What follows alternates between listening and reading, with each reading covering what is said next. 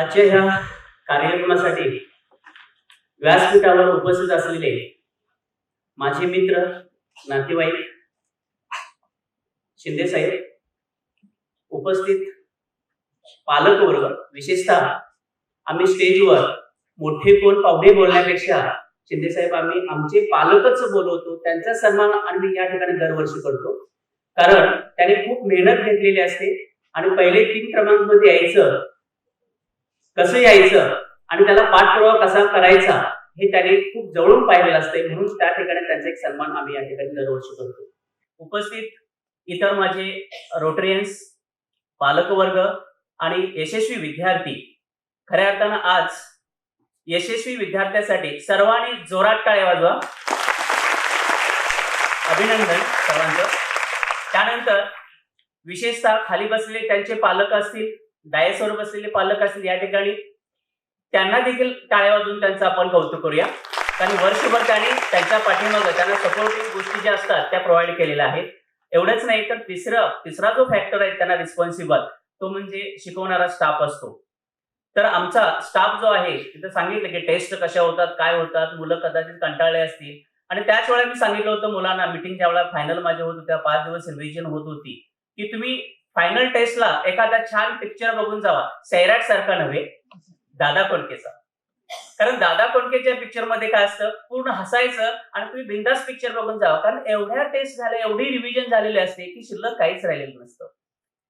म्हणजे दादा कोंडकेचंच का हे लक्षात ठेवा. लाफ्टर, हसायचे 3 तास सोडून दिला. सैराट सारखा सिरियस पिक्चर पाहायचं नाही, ज्या ठिकाणी परत माइंड मध्ये काहीतरी गोष्टी राहतील असा तो पहा, तो पण त्या ठिकाणी सोडून द्या. कारण ते it is a means of entertainment. ते करमणुकी साधन आहे, त्या ठिकाणी बघा, त्या ठिकाणी सोडून द्यायचं. आपल्या कामाला पण लागलं पाहिजे.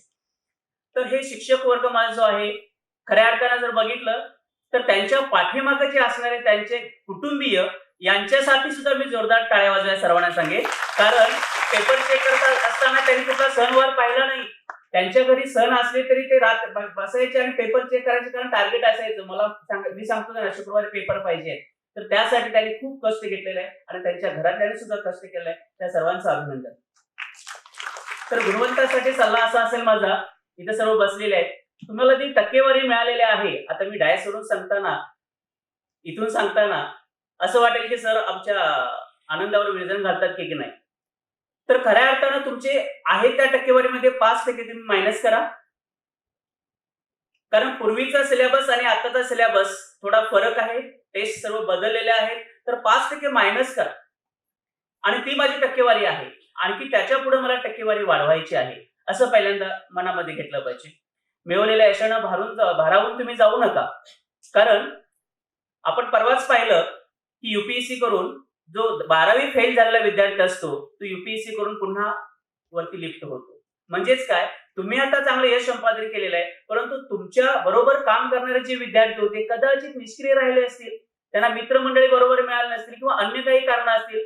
परंतु ती देखील एखादा ऍक्टर असतो, मार खूप खातो सर्वांचा आणि नंतर उठला की सर्वांना मारून टाकतो, असं आपण चित्र पाहतो. ते खरं नसतं. पण त्या लक्षात काय घ्यायचं, ती तशी झोपलेली उठणार आहेत आणि पुन्हा अभ्यासाला लागणार आहेत. म्हणजे तुमचं कॉम्पिटिशन पुन्हा वाढणार आहे, हे लक्षात ठेवा. म्हणून मला पुन्हा त्या कवितेची आठवण होती. The heights by great men reach and kept were not attended by sudden flight. ज्या मोठ्या माणसांनी जी उंची गाठली ती एका रात्रीमध्ये गाठलेली नाही. But they while their companion were slept were toiling upward in the night. म्हणजे तुमचे आता कंपॅनियन, सोबती, जोडीदार निष्क्रिय राहिले म्हणून टक्केवारी कमी पडली. परंतु ज्या लोकांनी हाईट गाठली आहे तेव्हा त्यांचे कंपॅनियन, मित्र निष्क्रिय होते म्हणून त्यांनी हाईट गाठली आणि ते निष्क्रिय राहिले, पाठीमागं पडले.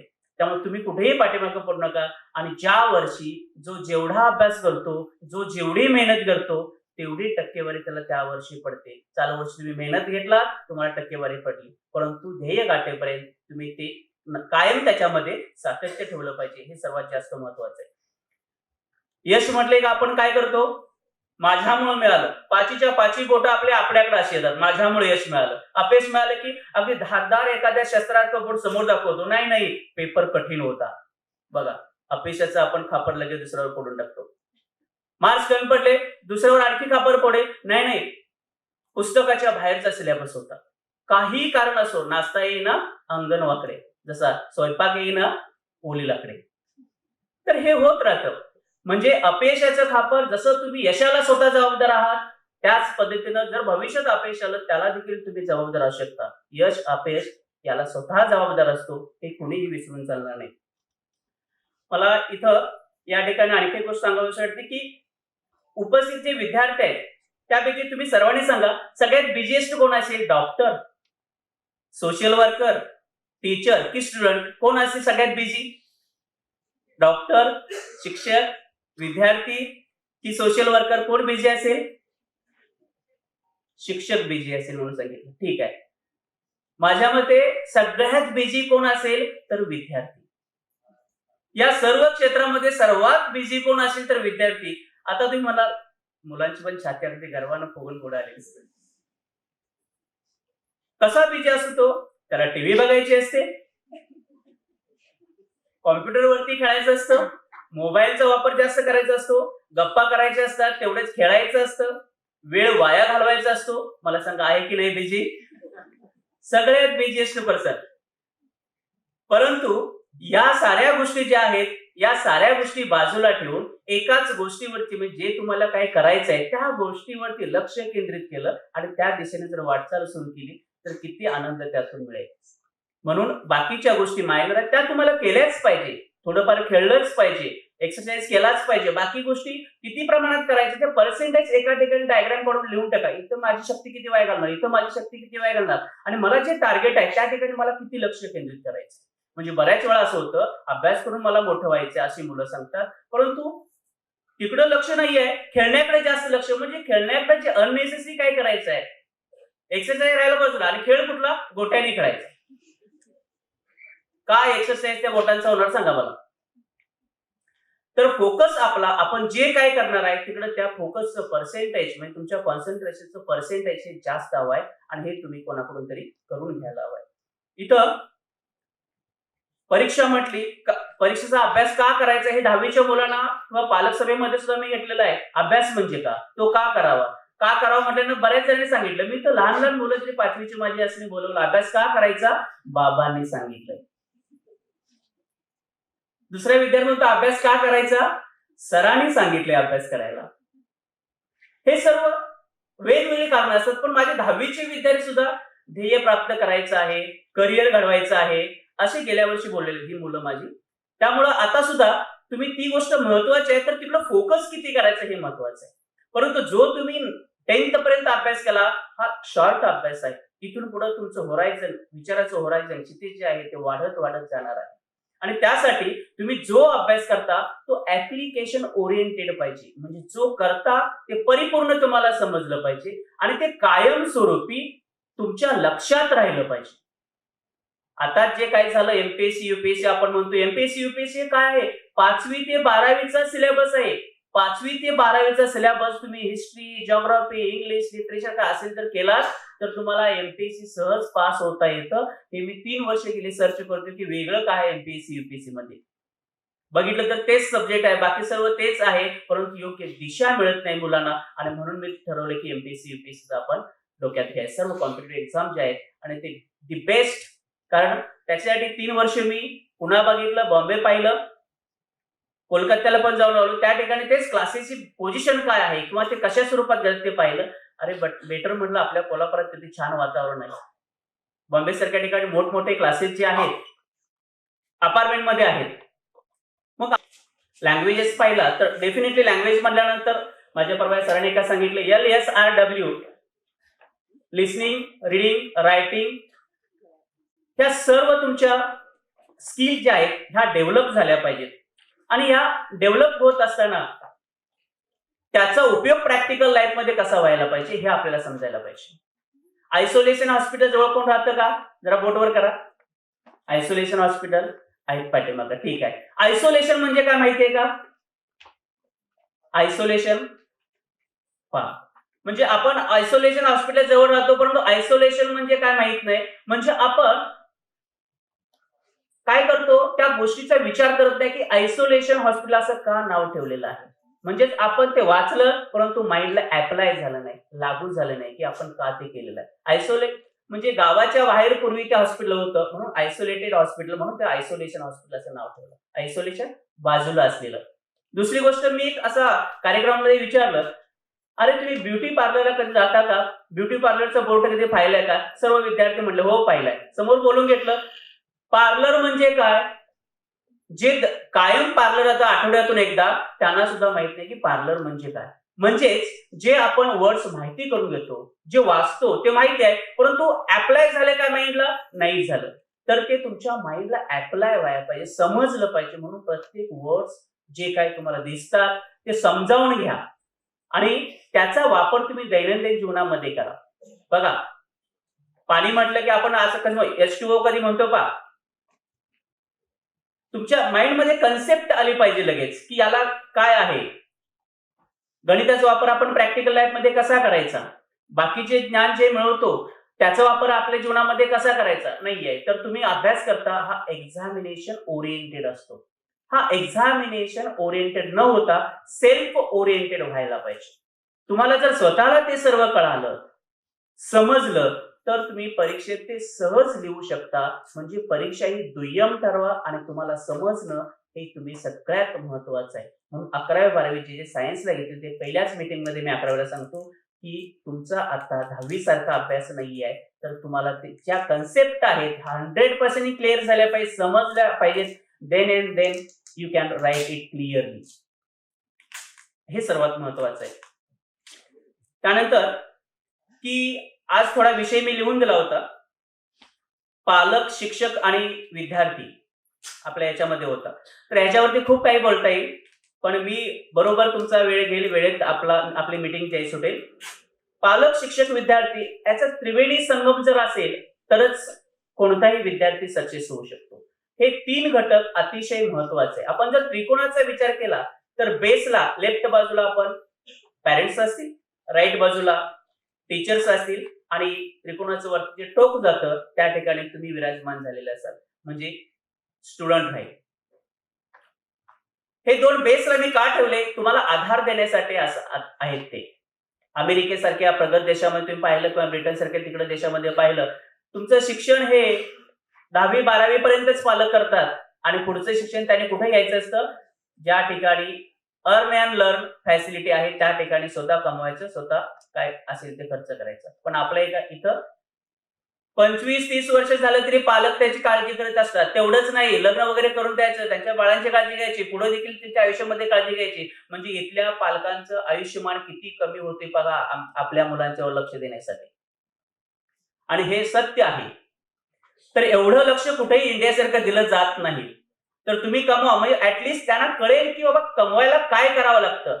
पालक माझ्या आता तुम्ही 15-15 हजार जेव्हा हातामध्ये आपण मोबाईल घेतो तर 15,000 मिळवण्यासाठी स्टुडंट एखाद्या विद्यार्थ्यांना सहज विचार करावा की मला काय करावं लागेल. मी जर आता बाहेर पडलो, मला 15,000 कमवायचे आहेत, तर त्यांना खऱ्या अर्थानं समजेल की 15,000ची किंमत काय आहे, त्याची व्हॅल्यू काय आहे. म्हणून या सर्वांचा त्यांनी विचार केला पाहिजे. तर पहिलं जे असेल अटेन्शन. अटेन्शन म्हणजे लक्ष. पालकांचं लक्ष मुलांच्याकडे पाहिजे, मुलांचं लक्ष त्या सर्वांच्याकडे पाहिजे, टीचरचे लक्ष देखील मुलांच्याकडे पाहिजे. हे तिन्ही घटक त्रिकोण म्हटला हा फार महत्वाचा आहे. त्याचे उदाहरण पहा. एक उमा नावाची छोटी मुलगी चित्र काढत असते. आई आपल्या कामामध्ये मग्न असते आणि ती मुलगी म्हणते, आई माझं जरा चित्र बघ ना, किती छान काढलंय. असू दे ग, मला माहिती आहे ते कसं आहे. पुन्हा म्हणते, मी डोळे कसे रंगवलेत त्या बाहुलीचे बघ ना जरा, मला माहिती आहे तू छान काढते चित्र ना. पुढे ती म्हणते, आई पाय तरी बघ ना, मी कसं सँडल काढलेलं आहे ते. आई काय ऐकत नाही. म्हणजेच आपण वेळ देऊ शकत नाही त्या मुलांना, ही हकीकत थोडी होती. तर अटेन्शन आपलं त्या ठिकाणी पाहिजे. मुलगा जेव्हा बोलतो काय गरज आहे त्या विद्यार्थ्याची हे सुद्धा पालकांना कळायला पाहिजे. तर अटेन्शन हे 3 प्रकारचं असतं, पॉझिटिव्ह, निगेटिव्ह, नो अटेन्शन. म्हणजे काही पालक असे असतात बघायचंच नाही, अजिबात बघायचं नाही, काय चाललंय ते चालू दे. मग आपण राहिलेल्या 2 अटेन्शनचा विचार करू. एक पॉझिटिव्ह अटेन्शन, जे आता मी या ठिकाणी सत्कार यांचे काही पालक आहेत किंवा कदम साहेब बसले, ही मंडळी बसले आहेत, या सर्वांनी पॉझिटिव्ह अटेन्शन त्यांच्या मुलांच्याकडे दिलेलं आहे. आता पॉझिटिव्ह अटेन्शन म्हणजे काय? समजा एखाद्या मुलाने एखादी छोटी गोष्ट केली तर त्याची स्तुती करणं हा सगळ्यात मोठं कार्य असतं. जी आपण तुम्ही केलेल्या कार्याची स्तुती करण्यासाठी मी आज इथं तुम्हाला बोलवलेलं आहे आणि तुमच्याकडून इतर पालकांनी सुद्धा त्यांना सुद्धा वाटावं की माझी मुलं अशी व्हावी, हे त्यांना इन्स्पिरेशन मिळेल तुमच्याकडून. हा आजच्या कार्यक्रमाचा खऱ्या अर्थाने हेतू आहे. तर स्तुती करणं हा छान झालं, हे सर्वात मोठी गोष्ट आहे. शिक्षकाने देखील वर्गामध्ये एका मुलाने उत्तर दिलं तर पटकन फार छान, शाबास, तू हुशार आहेस. जरी समजा एखाद्याला 20 पैकी 5 मार्क्स पडले, अरे तू हुशार आहेस बरं का, परंतु अभ्यास केलेला नाहीस ना, असं म्हटल्यानंतर मुलगा थोडासा हसतो. त्याला वाटतं सर काहीतरी खरोखर म्हणतायत माझ्यासाठी. पण मार्क्स कमी पडले, अरे तुला काय जमत नाही बरं का, अभ्यासाला काय जमत नाही बघ, पालकांना बोलून घेतो. मुलग्यावर दहशत बसते, तो घाबरतो थोडाफार. हीच पालकांच्या बाबत गोष्ट होत असते. हे इम्बॅलन्स आहे सर्व. तर पालक आणखी एक गोष्ट करू शकतात, क्लोजनेस. मुलानं काहीतरी चांगलं केलं, त्याच्या जवळ जाऊन बसायचं, शाबासकी देणे. ह्या गोष्टी पालक करू शकतात. या किती सोपे आहेत बघा. याच्यासाठी काही वेगळे पैसे द्यावे लागत नाही. कुठला इन्कम टॅक्स नाही की सर्व्हिस टॅक्स नाहीये. त्यानंतर तुम्ही एवढंच नाही, मोठं यश मिळवलं. आता ह्याने सांगितलं त्या पालकांनी त्यांच्या जरा इमोशनल झाले होते या ठिकाणी. अतिशय सुंदर, म्हणजे मनातलं जे काय हाल बोलले असतील. खरोखर त्यांना क्लासचा राग काय येऊ नये, कारण कोल्हापुरात आपला पहिलाच क्लास असेल की 6 वाजता सुरू होतो, इतर 6:30-7 वाजता सुरू होतात. तर ही कन्सेप्ट मी कुठं बघितली, जेव्हा बॉम्बेला गेलो आणि बॉम्बेला फिरत असताना मी ऑब्झर्वेशन केलं की त्या ठिकाणी क्लास हा 4 वाजता सुरू होतो. अर्थात ती मुलं मोठी आहेत, पण 4 वाजता ती क्लासला जातात. त्या मुलांनी का पुढे जाऊ नये? आपले कोल्हापूरमध्ये सगळं आपलं जीवन पाहिलं, अगदी निवांत चाललेलं असतं. 8 कधी वाजतायत आणि मी ब्रश करत असतो, निवांत चाललेलं असतं जीवन. सहज बॉम्बेमध्ये जाऊन रेल्वे स्टेशनवर उभं राहायचं. काय लोक नुसते पळत असतात. ते का पळत असतं बघा, आयुष्य कसं असतं ते त्या ठिकाणी आपल्याला कळतं. कोल्हापूरकर निवांत आहेत. एक कारण पाहायला मिळतं की आपले कोल्हापूरकर का पाठीमागे आहेत. एक 6-7 वर्षापूर्वी अशी अवस्था होती, पुणे कोल्हापूर युनिव्हर्सिटी इंटरव्ह्यू साठी समोर घ्यायचे आणि सिलेक्ट अजिबात करायचे नाही. आज ती अवस्था बदललेली आहे. लोकांच्या मध्ये अवेअरनेस आलेले आहे. म्हणून मला वाटतं सकाळी 6च्या बॅचला जवळजवळ 200-250 विद्यार्थी आपल्या क्लासला येत असतात. तर त्याच्यामध्ये दुसरी आणि पैसे न देता एक गोष्ट करू शकतोय की पालक पाठ तरी थोपटू शकतात. चांगले मार्क्स पडले, पाठीमागे बसून पाठ थोपटायला काय हरकत नाही. हे सुद्धा केलं असं मुलांना इन्स्पिरेशन मिळत असतं. ह्या अगदी छोट्या छोट्या गोष्टी मोठं मोठं कार्य करत असतात, म्हणून त्या सर्वांनी केल्या पाहिजे. दुसरी गोष्ट एनकरेजमेंट. अरे वा, एवढे मार्क्स पडले. आता समजा मी पालक पाहिले असे, टेस्ट आपली झाली होती, बाहेर न्यायला आले होते, 7 मार्क्स पडले होते 20 पैकी. बाहेर पडले, शुक्रवार होता, आपली टेस्ट चेक करून देण्याची होती. बाहेर पडताना त्याला पाहिलं, किती मार्क्स पडले? 7 मार्क्स पडले. मी कॅमेऱ्यामधून ते ऍक्च्युअली पाहत होतो आणि त्यानंतर बोलून घेतलं. काय म्हणलं दोघांच्या मध्ये झालं, तर म्हणले 7 मार्क्स पडले. जाता जाता एवढे ओरडलं, काय रे 7च पडलास, तुला खायला देतोय आम्ही, सगळं करतोय, कपडे लेटर, तू असं काय करायला लागलायस? तुझं काय कामाचं असं नाही, तुला जन्म देऊन आम्ही फुकट झालं, हे झालं, ह्यावर झालं, त्यावर झालं, 1000 गोष्टी झाल्या. बोलून घेतलं. अहो म्हणलं ह्याच गोष्टी आहेत. त्यांना अगोदर मुलाला बाहेर ठेवलं आणि त्यांना समजावून सांगितलं. त्यानंतर त्या मुलाच्या मध्ये एवढा परिणाम पडला की जो 87% त्याला 10वीला मार्क्स पडले. फरक आहे. तुम्ही कसं काउन्सिलिंग करताय, सांगताय कसं, हे फार महत्वाचं आहे. म्हणून पॉझिटिव्ह जे अटेन्शन आहे, त्या मुलाचा अभ्यास करत आहे, आपलं पॉझिटिव्हली लक्ष पाहिजे की त्याची रिक्वायरमेंट काय आहे. तहानलेला आहे समजा, एखाद्या तांब्याने म्हणून आपण तरी दिला तरी काही बिघडत नाही. म्हणजे एवढं अटेंटिव्ह आपण असलं पाहिजे पालकांनी. एनकरेजमेंट आमचे शिक्षक देखील करत असतात, कारण आमच्या मीटिंगमध्ये आम्ही ठरवतो की मुलांना शाबासकी कशी द्यायची, पनिशमेंट असेल तरी पनिशमेंट कशी द्यायची, हे सुद्धा आमच्या क्लासमध्ये सर्व गोष्टी आमच्या मीटिंगमध्ये होत असतात. म्हणजे प्रत्येक गोष्टीचा, प्रत्येक बाबीचा हा आम्ही विचार करत असतो. सहज एखादी गोष्ट आहे असं आणि सहज ही झाली गोष्ट योगायोगानं झाली अशी कुठली म्हणता येणार नाही, कारण प्रॅक्टिकल लाईफमध्ये योगायोग नसतो. जे काय आपण करतो तेच पुढे दिसत असतं. तर एनकरेजमेंट हे स्टुडंट हे कोणाकडून, त्यांच्याकडून घेतात आणि त्यांना प्रोत्साहन मिळतं आणि त्यांचा लिफ्ट मिळते. ही झाली पॉझिटिव्ह अटेन्शन झालं. आता निगेटिव्ह अटेन्शन कसं असतं? निगेटिव्ह अटेन्शन जे आहे, फॉर एक्झाम्पल 2 सिबलिंग्स मध्ये, म्हणजे 2 भावंडांमध्ये अशी टीव्ही बघण्यावरून वादवाद सुरू झाली. ती 2 मुलं काय करायची, मला हे चॅनल बघायचंय, मला ते चॅनल बघायचंय. दोघांच्या मध्ये भांडणं. पप्पा बिझी होते आपल्या कामामध्ये. पप्पा इतके बिझी होते की त्यांना ठीक आहे, कॉम्प्युटरवरती काहीतरी करण्यावर ते देखील बिझी होते. हे मोठ्याने वाढायला लागले, एकमेकांची मारामारी सुरू झाली. आता लहान मुलांची मारामारी म्हणजे तुमच्या आमच्यासाठी काही नवीन विषय नाहीये पालकांसाठी. आणि हे झाल्यानंतर रागारागाने पालक उठले, दोघांना असं धरलं, सेपरेट केले, टीव्ही स्विच ऑफ केला आणि पुन्हा कामाला लागले. एक 5-10 मिनिटं गेली, ती सेपरेट झालेली दोन भावंड एकत्र आले, पुन्हा अगदी एकमेकांशी गोड बोलायला लागले. पप्पांच्या थोडे भीतीने काय गेले, पुस्तक हातात घेतले आणि वाचायला लागले. टीव्ही पाहताना, दंगा करताना पप्पांचं अटेन्शन त्या ठिकाणी गेलं.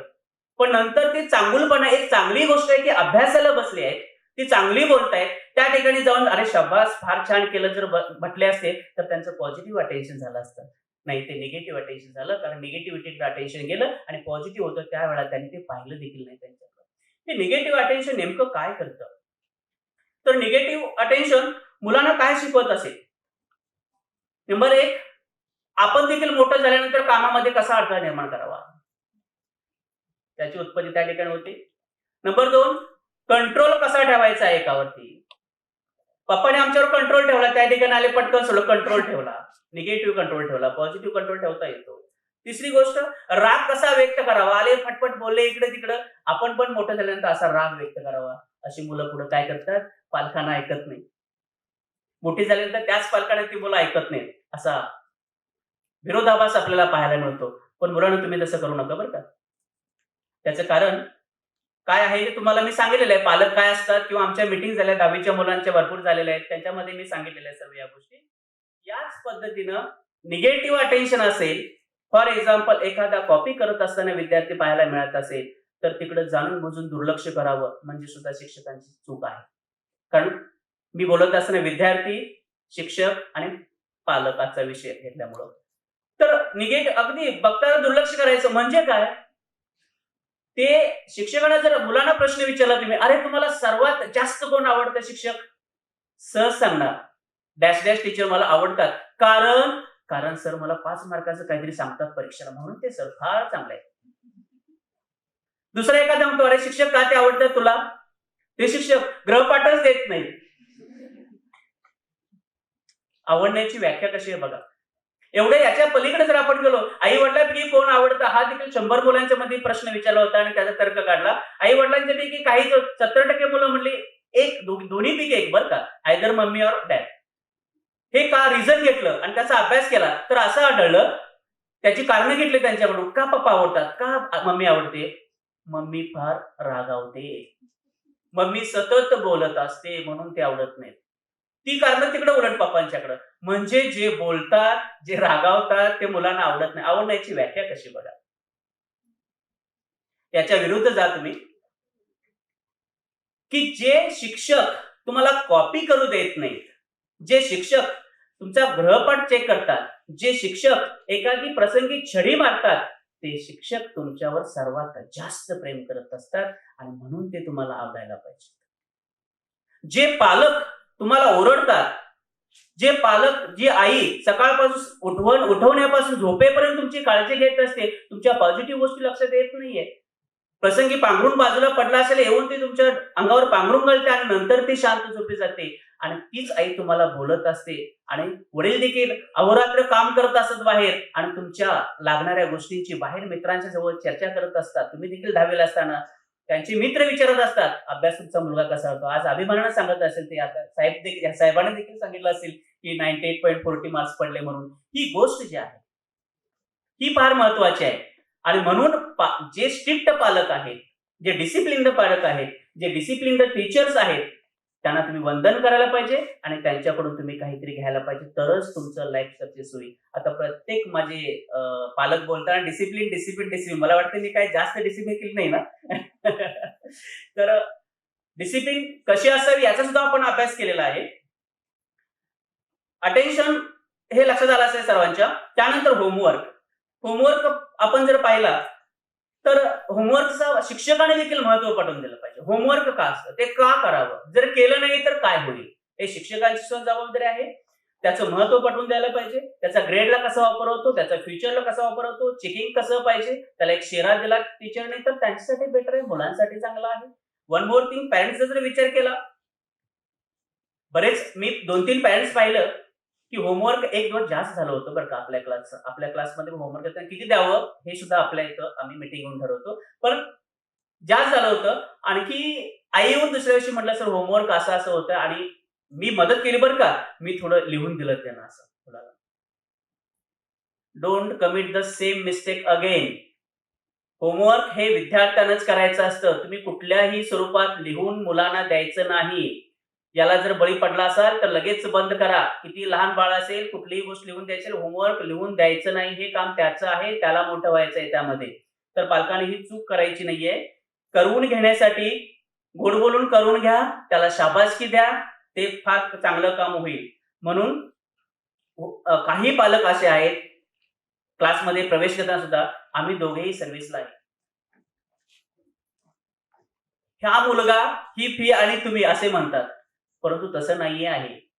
हे 3 घटक फार महत्वाचे आहेत. म्हणून काही पालक असे आहेत, होमवर्क नसावंच असं त्यांचं मत आहे.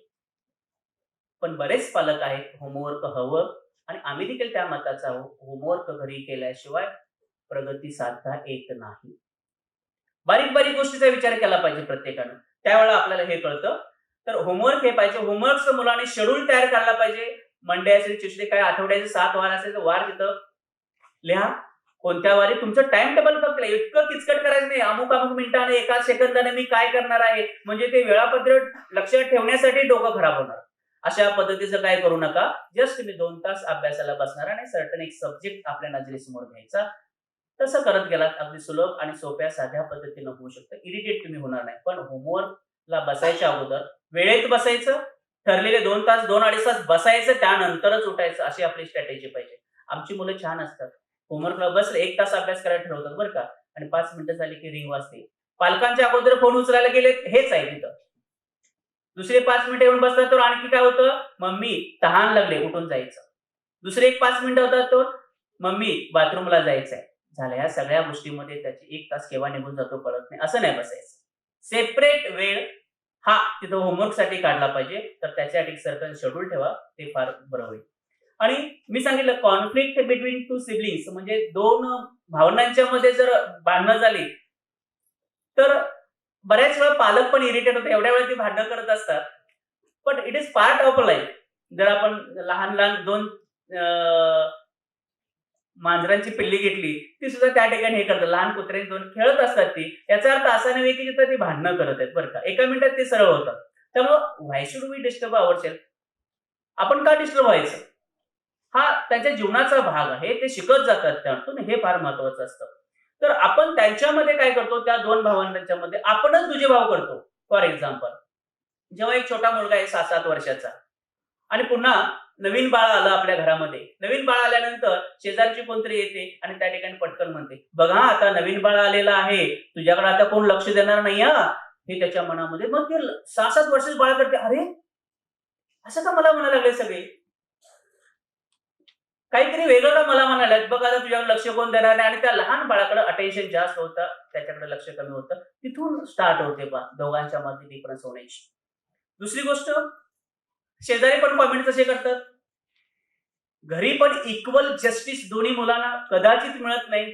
तर इक्वल जस्टिस दोन्ही मुलांना देण्याचा सर्वांनी प्रयत्न केला पाहिजे तुम्ही आम्ही. त्यानंतर कंपॅरिझन. एक आता आपली कुलकर्णी बोलली, ती म्हणली की अमुक टक्केवारी तिला पडली. ही छान एक हुशार विद्यार्थिनी ती आपल्याकडे असलेली. 3 वर्ष 12वीला लेट येणारी. तिनं आता ऍग्री केलं की लेट यायची, दरवाजा उघडलेला अरे लेट आणि गुड मॉर्निंग म्हणायची. गुड मॉर्निंग म्हणल्यानंतर जी पनिशमेंट द्यायची मी थांबायचं थोडा. कारण कसं एखादी व्यक्ती अशी असते की समोर वाटते एक तडाखा द्यावा, पण समोर पाहिल्यानंतर ते असं त्याचा चेहराने असं असतं की नको वाटतं. मग तिथे आपण थांबतो. सेम माझी पोझिशन व्हायची.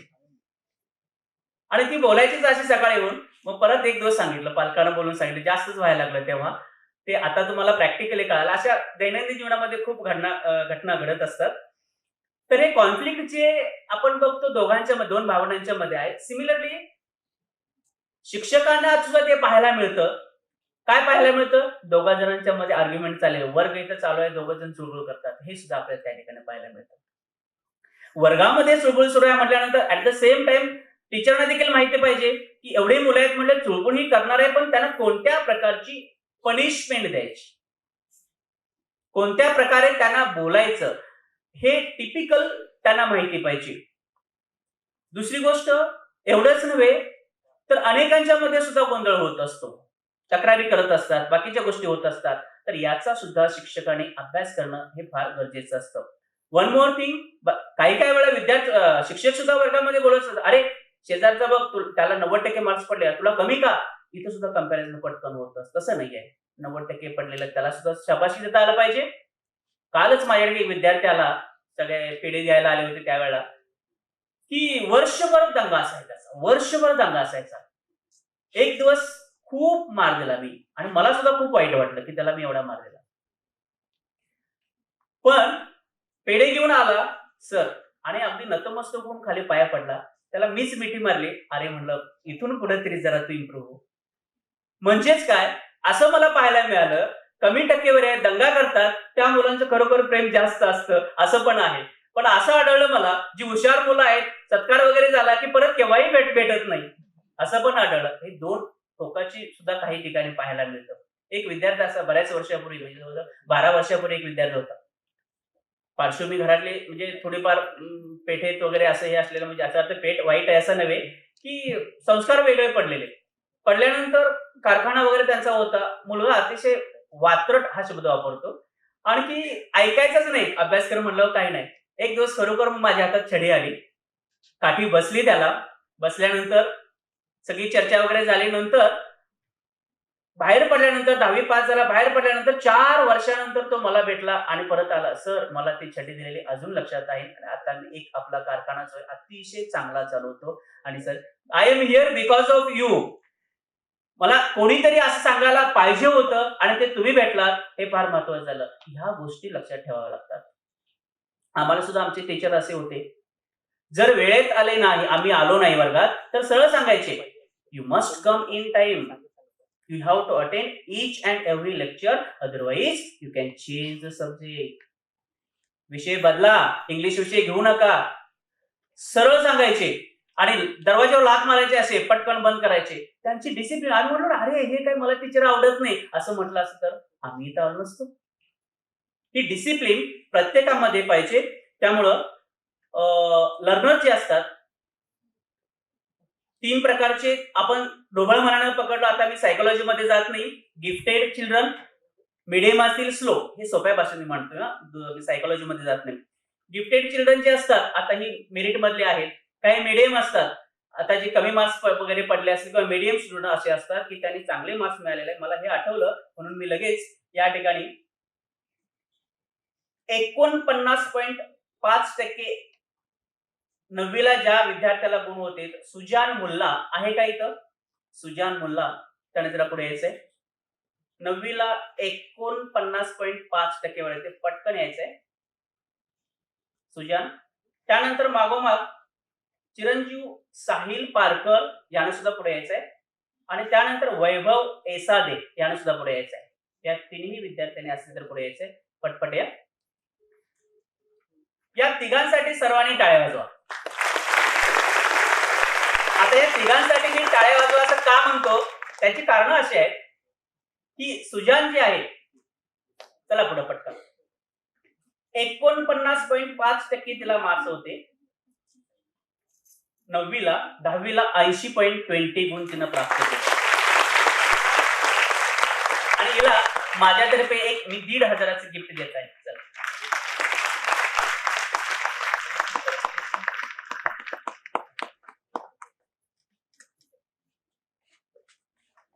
त्यानंतर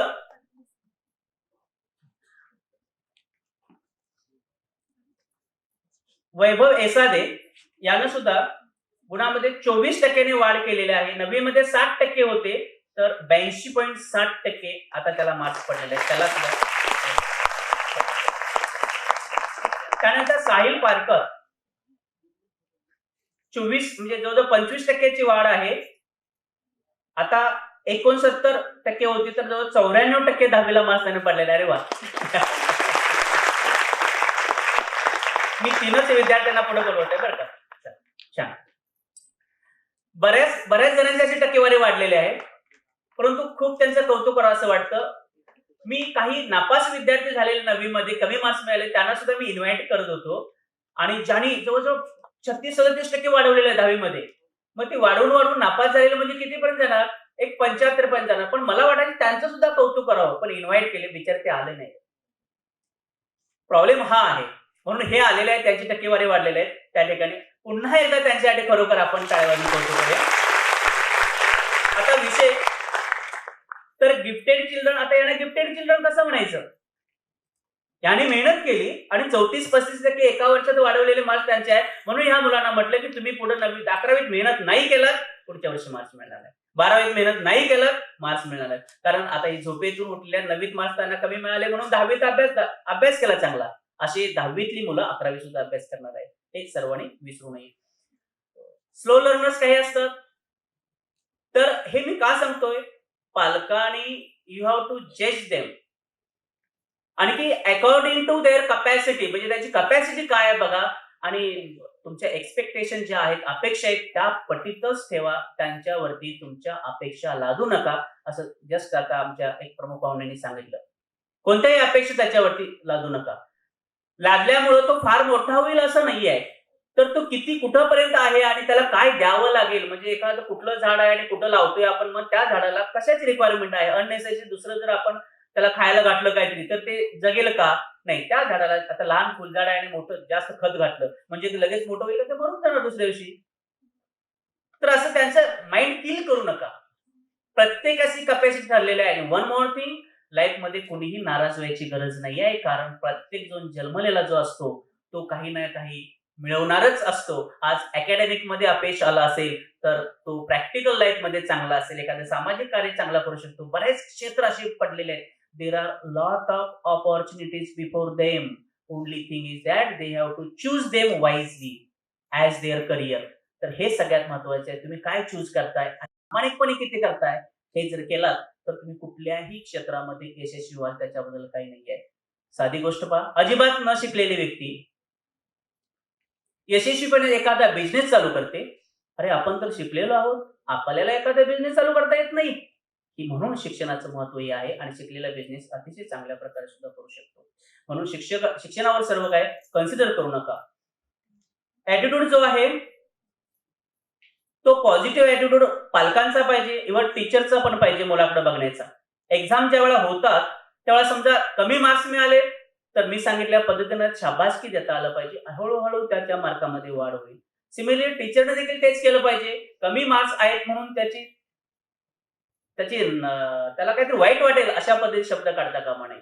त्याला देखील तशी शाबासकी देते आपण फुकट, म्हणजे पुढे पुढे आलं पाहिजे. एक्सरसाइज बरोबर, त्याबरोबर एक्सरसाइज मुलांचा हा होत असतो. पालकांनी ते काळजी करण्याची गरज नाही. कारण शाळेमध्ये कसं असतं, एक 2-3 तास असे असतात मुलं ग्राउंडवर असतात. त्यातून जर वेळ मिळाला सकाळच्या वेळा तुम्ही 15-20 मिनिट एक्सरसाइज करून घेतला तर फार बरं. कारण एक्सरसाइजचं फार महत्व आहे. ते विश्वास नांगरे पाटील काल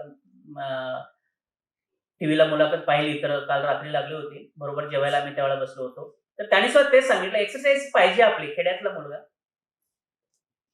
एक्सरसाइजचं महत्व फार आहे आपल्या लाईफमध्ये. आपल्याला फ्रेश वाटतं, ताजेतवाने होतो. नाहीतर मग आहे की काही दिवसानंतर जर प्रामाणिकपणे पाहिलं, म्हणजे असा वरती हात घेतला आणि जर सहज तुम्ही प्रामाणिकपणे आपल्या पोटावरून फिरवला तर जाणवेल किती किती पोट पुढे आलेला आहे. मोमोवागे गुगगुबीत काय लागते आपल्या इथं जाणवेल की माझं काहीतरी चुकलेलं आहे.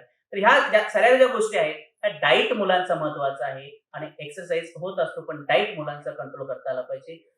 रस्त्यावरचे पदार्थ जे असतात ते कमी करून काय ठेवायचे, कुठले ठेवायचे, हे प्रत्येक जण डिसाईड केलं पाहिजे काय ठेवायचे. प्रत्येक जण डिसिप्लिन वरती जास्त बोलले की क्लासची डिसिप्लिन. मला थोडं वाटलं की साहेबांना म्हटलं काय डिसिप्लिन जास्त झाली का काय. तर डिसिप्लिन म्हणजे काय हे मी थोडक्यात समजावून सांगतो.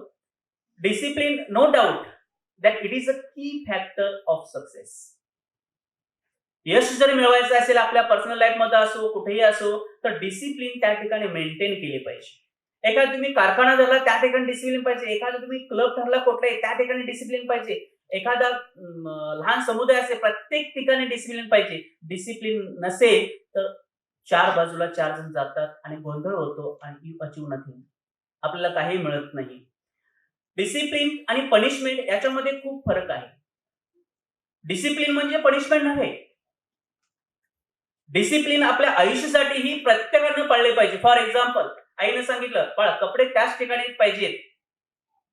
ती पनिशमेंट नाहीये, ती डिसिप्लिन झाली. सकाळी लवकर उठवलं म्हणजे मुलांना वाटतं आई ग किती पनिशमेंट मला, मी एवढ्या सकाळी उठून काय करायचं. ती पनिशमेंट नव्हे, ती डिसिप्लिन आहे, विच इज नेसेसरी. प्रत्येक बाबीमध्ये जे आईचा राग तुम्हाला येतो, वडिलांचा राग येतो, तो इथं लपलेला आहे. ते डिसिप्लिन लावण्याचा तुम्हाला प्रयत्न करत असतात, तुम्हाला वाटतं ते पनिशमेंट देत असतात. आई भावडे असेल बिचारी तर सांगत असेल अभ्यास कर, असं कर, तसं कर, पण ती पनिशमेंट देत नसते, ती डिसिप्लिन तुम्हाला लावतात. तुम्ही मग ठरवायचं ठीक आहे अभ्यासाला बसतो, अभ्यासाला बसल्यानंतर परत आई कशाला म्हणलं अभ्यासाला बस, नाही म्हणणार. डिसिप्लिन आहे हे लक्षात ठेवा. तर एखादा आपण मोठा ग्लास घेतला आणि त्या ग्लासमध्ये पूर्ण पाऊण ग्लास भरलेला आहे आणि म्हणजे आपण चहा घेतो ना, पूर्वी कोरा चहा असायचा आणि वरून दूध टाकलं जायचं, आठवत असेल 2-3 थेंब दूध टाकायचं आणि मग ते संपूर्ण चहा. तसं 2-3 थेंब म्हणजे ही पनिशमेंटची असतात आणि सर्व तो चहा असतो, बाकीचा चहा असतो. म्हणजे पनिशमेंट ही जास्त देऊन चालत नाही, त्या 2-3 थेंबाची द्यावी लागते, जेणेकरून ते सर्व त्या पनिशमेंटचा ह्याचा त्या सर्व चहावर जसा इफेक्ट होतो तसा इफेक्ट, गोड इफेक्ट त्या पनिशमेंटचा झाला पाहिजे. हे जास्त महत्वाचं आहे. डिसिप्लिन काय करते, डिसिप्लिन चांगलं कसं आपण वागायला पाहिजे हे डिसिप्लिन मध्ये लपलेलं असतं. दुसरी गोष्ट, चांगले डिसिजन आपण कसे घ्यायला पाहिजे हे सुद्धा डिसिप्लिन मध्ये लपलेलं असतं. चांगले डिसिजन आपण, डिसिप्लिन आपल्यामध्ये असेल तरच घेऊ शकतो, अन्यथा नाहीये. डिझायर्ड रिझल्ट म्हणजे तुम्हाला जे अपेक्षित रिझल्ट पाहिजे असतील तरी देखील घरामध्ये डिसिप्लिन पाहिजे. म्हणजे प्रत्येक गोष्टीमध्ये डिसिप्लिन गरजेचे आहे. डिसिप्लिन पाळत असताना काही पालकांना पण का वाटू नये, मुलं ऐकत नाहीत, माझा पाल्य ऐकतच नाही, डिसिप्लिन अजिबात नाही. त्यावेळेला पालकांनी स्वतःला फक्त प्रश्न विचारायचे, व्हाय, का ऐकत नाही. लुथर बर्बॅंक एक सायंटिस्ट होऊन गेला, तर त्याने देखील असं केलं की डेझर्ट मध्ये कॅक्टस जो असतो, निवडून असतो, त्याच्या मनात आलं नाही काटे आहेत, काटे नसलेला मला निवडून तयार करायचा आहे. त्यानं तसा निवडून तयार केला. ते करण्यासाठी काय काय प्रयोग केले हे त्यालाच माहिती. दुसरी गोष्ट, एकाच ऍपलच्या झाडावरती 526 वेगवेगळ्या प्रकारची, वेगवेगळ्या रंगाची ऍपल्स त्याने वाढवली होती एकाच झाडावरती. त्यावेळेला आपण ग्राफ्टिंग म्हणजे काय आपण हळूहळू शिकत आलो. हे कसं काय मिरॅकल, हे कसं काय चमत्कार त्याने हे कसे काय पहिल्यांदा केले. सेम आपण देखील स्वतःला विचार, त्यावेळेला त्याचा एक प्रश्न होता, अपयश आलं, मनाला विचारायचं व्हाय, का मला अपयश आलं. सिमिलरली पॅरेंट्स देखील विचारा स्वतःला की का मला अपयश येतंय. तर एक मुलीने जेवण शिकलं पाहिजे असं म्हटलं जातं. याचा अर्थ असा नव्हे मुलांनी नाही शिकावं.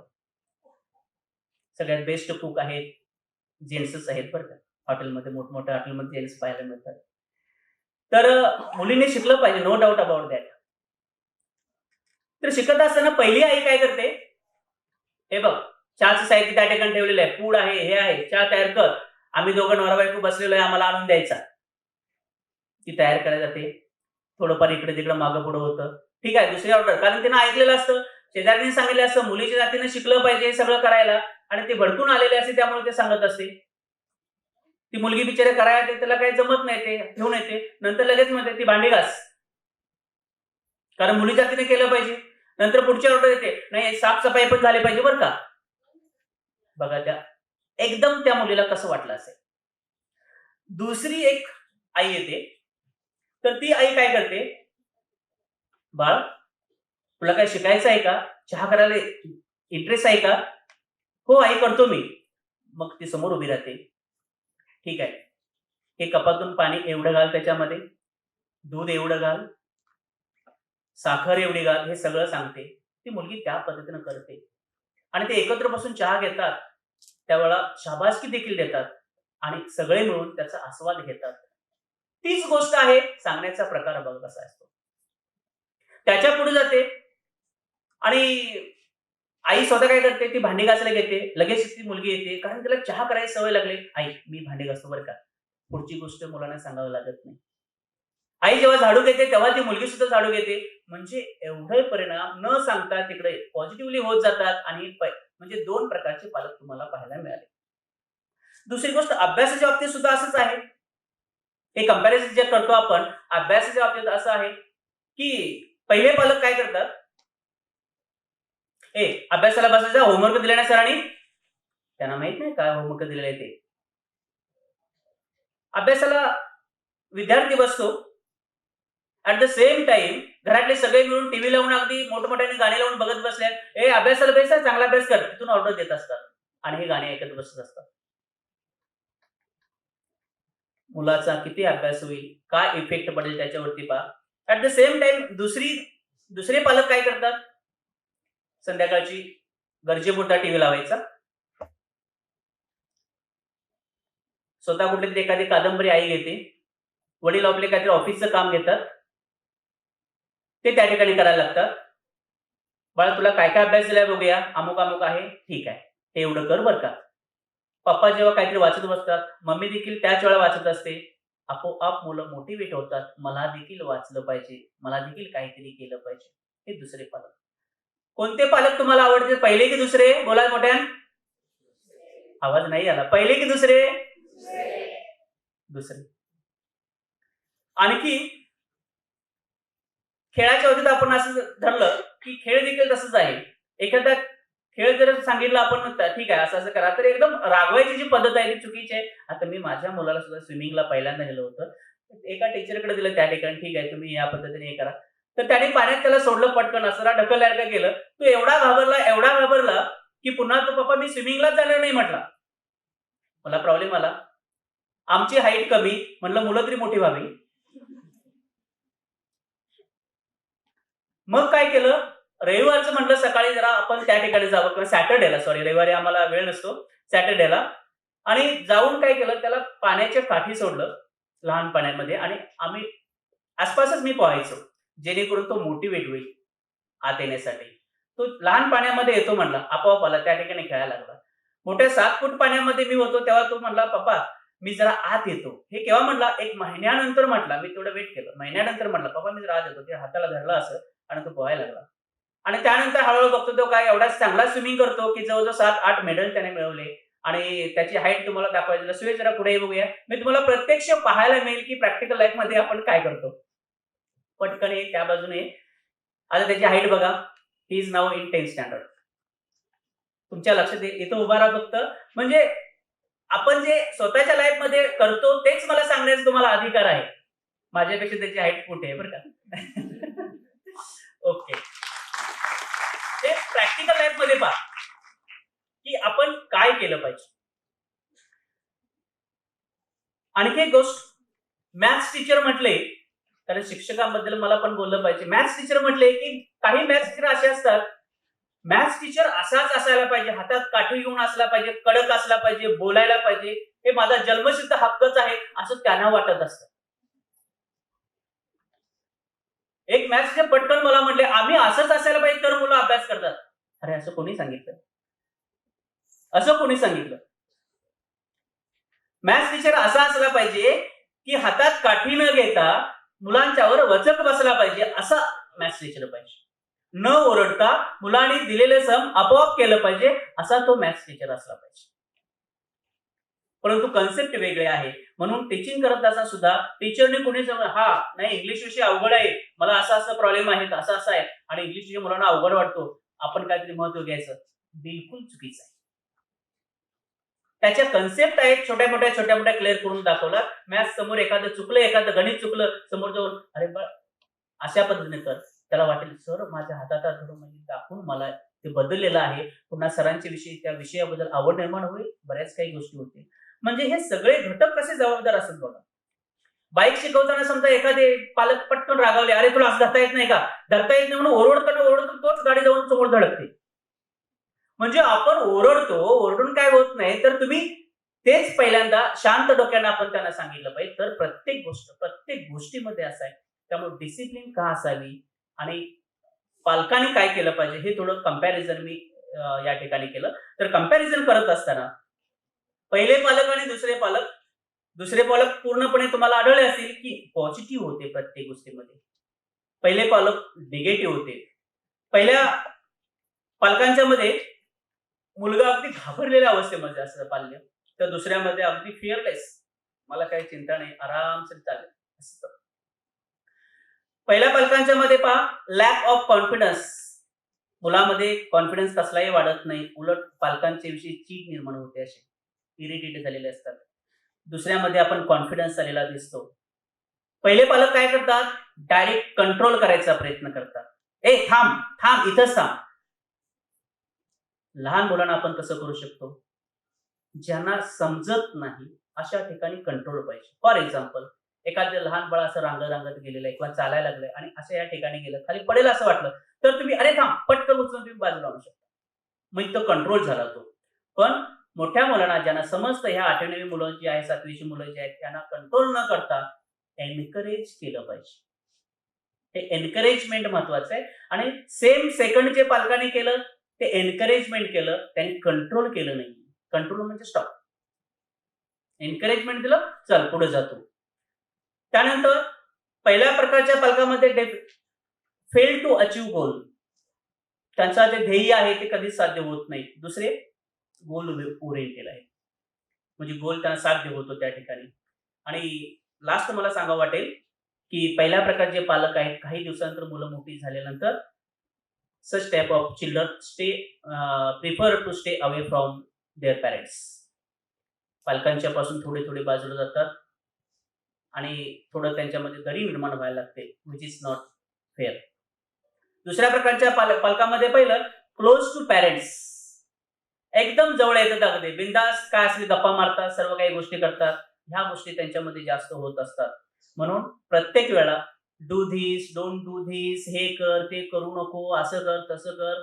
जास्तीत जास्त आईंची बाजू जास्त असते, नो डाऊट, पण ती थोडी कमी करायची आणि नेमकी गोष्ट सांगायची.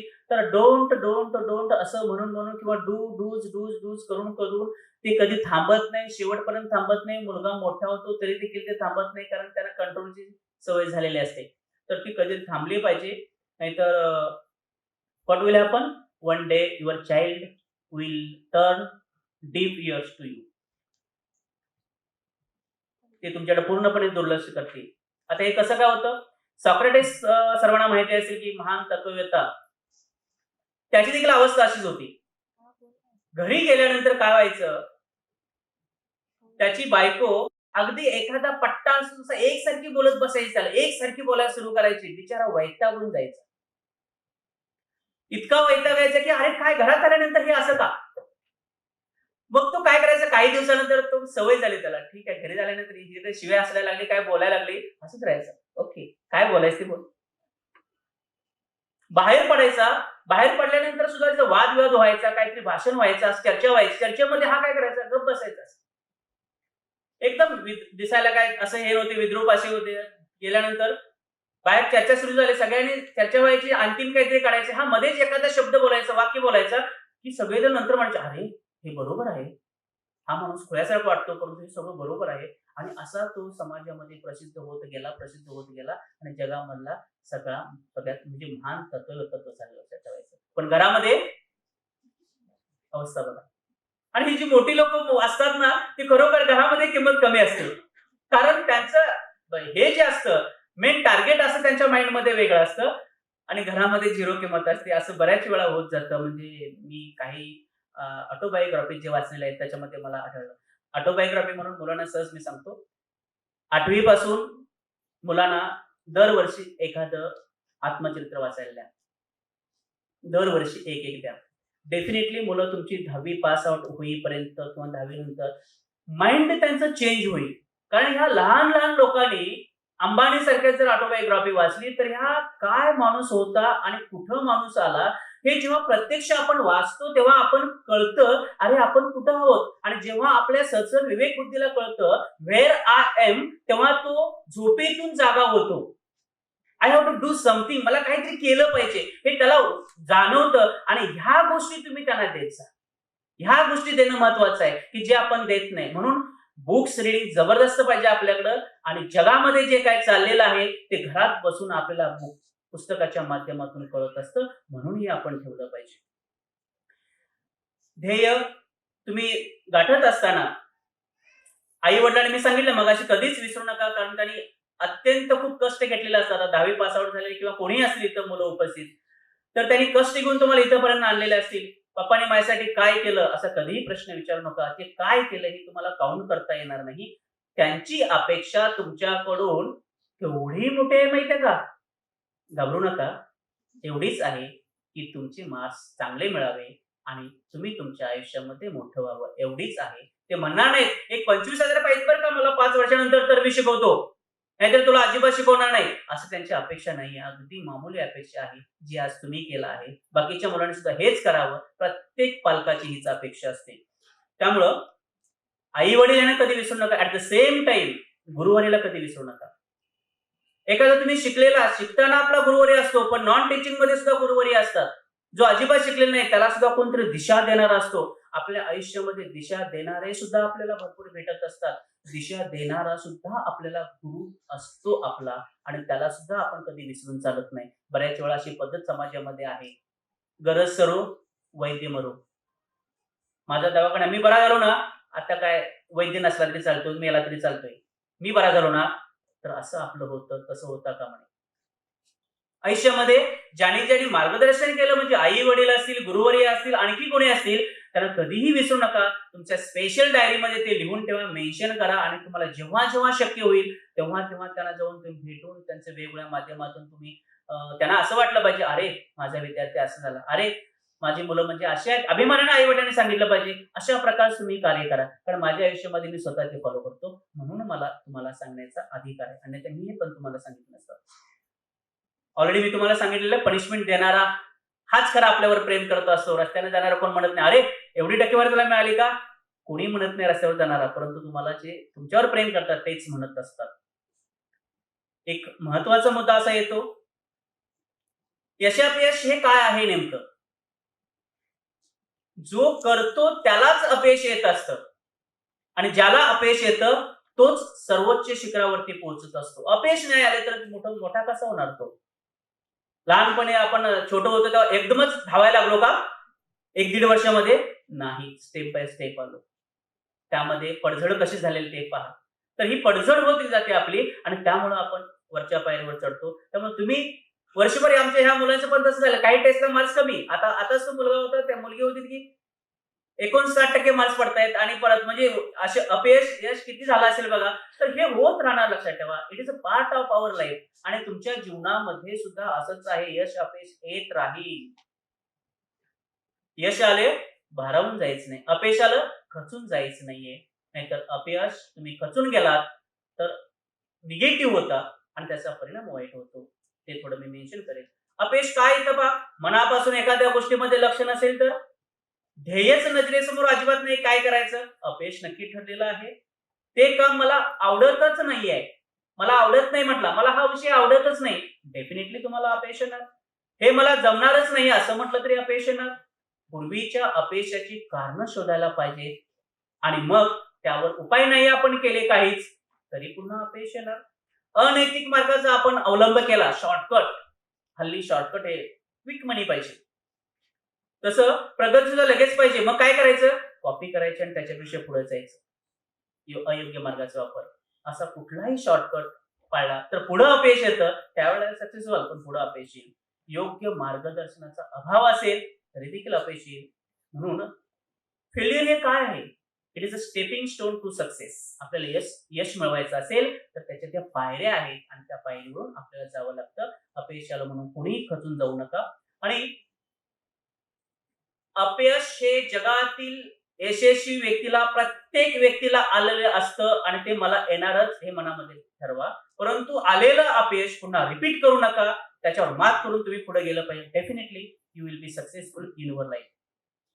ताणतणावावरती 1-2 वर्षापूर्वी काय झालं की 2-3 मुलांनी 10वीच्या अभ्यास जास्त म्हणून काहीतरी आत्महत्या वगैरे केली असं झालं. इमिजिएटली मी आमच्या 10वीच्या पेरेंट्सची आणि स्टुडंटची मीटिंग घेतली आणि 2.5 तास ताणतणावावरती चर्चा केली. त्यावेळेला पालक काही येऊन मला मिठी मारली, सर आम्हालाही उपयोगी पडलं हे. ताणतणाव हे काय आहेत आणि मला वाटतंय इथं आमचे एक मेंबर आहेत त्याचे की ते विषय घ्या म्हणणारे. तर ताणतणाव काय? मुलांना का ताणतणाव येतो? वेळेत अभ्यास नाही केला, साठून राहिला अभ्यास. ऑफकोर्स ताणतणाव थोडाफार येणार परीक्षेच्या वेळेला. अपयशावर मात करायला न शिकणे, अपयश आले की कशी मात करायची हे माहित नसल्यामुळे ताणतणाव येतोच. नकारात्मक विचार मनामध्ये, स्वसंवाद नाही, दुसऱ्याशी संवाद नसणं म्हणजे पुन्हा तुमच्या डोक्यात ताणतणाव आला. स्वतःकडून, पालकांकडून अवास्तव अपेक्षा जर असतील, स्वतःकडून अवास्तव अपेक्षा, मी काय हे माहिती नाहीये, आणि अवास्तव अपेक्षा, आपण इथे 1 एकर जमीन आहे आणि त्याच्यामध्ये 500 टन ऊस व्हायला म्हटलं तर कसं शक्य होईल? अवास्तव अपेक्षा झाली. आपल्या वेळीच सल्ला न घेतल्यास ताणतणाव वाढत जातो. उपाय त्याला एकच आहे, असा ताणतणाव आला तर स्वतः मोकळं व्हा, सल्ला घ्या. ध्यान महत्वाचं आहे, ओंकार, व्यायाम हे फार महत्वाचं आहे. आता हे पालकांनी मला प्रश्न विचारला, ताणतणाव मुलाचं ओळखू कसं काय? मुलाचा ताणतणाव जर आला असेल, डेफिनेटली थोडासा त्यांचा चिडचिडा स्वभाव झालेला असतो. रात्री उशिरापर्यंत जागरण करणे, झोप न लागणे, हे सरासर आईच्या पटकन लक्षात येतं. त्यामुळे ताणतणाव तुम्ही ओळखू शकता. मी 10वी साठी ते घेत असतो. तर ह्या सगळ्या गोष्टी, हा ताणतणाव कमी करण्यासाठी जे आपल्या क्लासमध्ये शेड्यूल केलेले येतात 5वी ते 9वीचं आणि त्यांच्या टेस्ट केलेल्या आहेत, बिलकुल मुलांना परीक्षेवर ताणतणाव येत नाही. एवढंच नव्हे, 10वीचा जे सुद्धा शेड्यूल मी केलेला आहे, 2 मेला वर्ग सुरू होतात आणि तिथून जे सुरू झालं, बरोबर टेस्ट कुठं सुट्टी द्यायची, कुठं त्यांच्या माइंडला कळत नकळत ताणतणाव येईल, आपण टेस्ट कशा घ्यायला पाहिजे, हे जे शेड्यूल पूर्ण बसवले 10वीचं, आणि त्यामुळे हे आपल्याला विद्यार्थी इथं पाहावयास मिळतात. त्यामुळे ताणतणाव येऊ नये म्हणून मुलांना क्लास डायरी देखील दिलेली आहे. ती डायरी पालकांनी बघायची आहे, की जेणेकरून तुम्हाला कळेल क्लास डायरीमध्ये या ठिकाणी आज होमवर्क दिलेला आहे, पालकांना ते अटेन्शन देऊन करून घेतलं, मुलाचा ताणतणाव कमी होईल. ती डायरीच बघितली नाही, अभ्यास नाही केला, ताणतणाव वाढला. त्यामुळे क्लास फाईल देखील दिले आहे, त्यामध्ये जेणेकरून तुमच्या प्रश्नपत्रिका, उत्तरपत्रिका लावा, तुम्हाला कळेल किती मार्क्स पडलेले आहेत. अडचण असेल ती फाईल घेऊन, डायरी घेऊन, पाल्याला घेऊन पालक वर्ग आपल्याला भेटायला येऊ शकतात, की जेणेकरून आम्हाला कळेल की हा काय करतोय. विकली टेस्ट का कंडक्ट केलेल्या आहेत? आता 8वी पर्यंत परीक्षाच बंद केलेल्या आहेत, आम्ही आमच्या टेस्ट बंद केलेली नाहीये. प्रत्येक आठवड्याला 30-30 मार्काची, आधी 5वीची असो, 4थीची असो, हे टेस्ट होत आहेत.